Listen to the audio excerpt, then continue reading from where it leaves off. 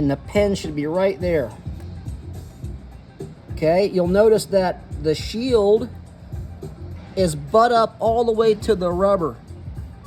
If this edge of this connector comes underneath the rubber, this will not slide on. But it's really crucial. You'll notice that that didn't come back off. And when you put this on, again, you want to make sure that this is kind of clear and free and it's not melted and it's not touching, because that is very, very important for that to be all the way into there. And this is a fully insulated. When you put that on, you should feel a... Okay, now I leave all this kind of loosey-goosey, all right? I like that nice braided like that, like a gas or a hose line or a brake line, because when I slide this up, I'm gonna massage this into that connector as much as I can. Okay, I'm gonna get as much as that shield in there to make it a strong connection so it lasts a long time. So then now comes this part, lefty Louie here.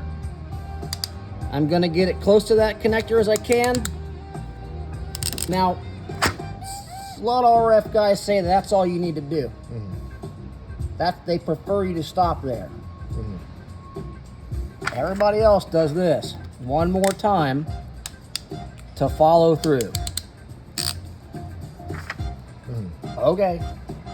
Now comes with a little bit of cleanup. We'll come in here and we'll cut this back real pretty. We'll get as much of this out of here as possible. This is why we put 2 layers of heat shrink on it.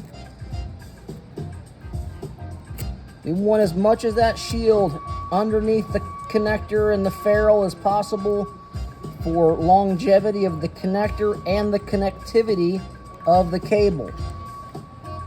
Next step is the shrink wrap and labeling of the length and loss.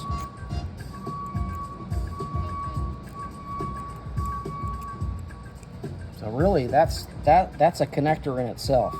Now I will say that I didn't get that ferrule in under the shoulder as much as I'd like. You see how this has a small shoulder right here. It's not perfectly flat. There's a ridge here, and that ferrule is to slide under there, and you want that ferrule to get as far under that edge as possible. I'm not saying I did a bad job, but I'm also saying that I can see in there and I can get my pencil lead between there. Some of that's to do with the amount of the copper I have coming through the connector. But it is definitely still biting with as much wire on this knurling as possible. So I'm not freaking out about that, but I would try harder to get that closer when I crimped it. And it had something to do with me fondling it as I went to crimp it, because that shit slides around. That's the game right there. Fantastic.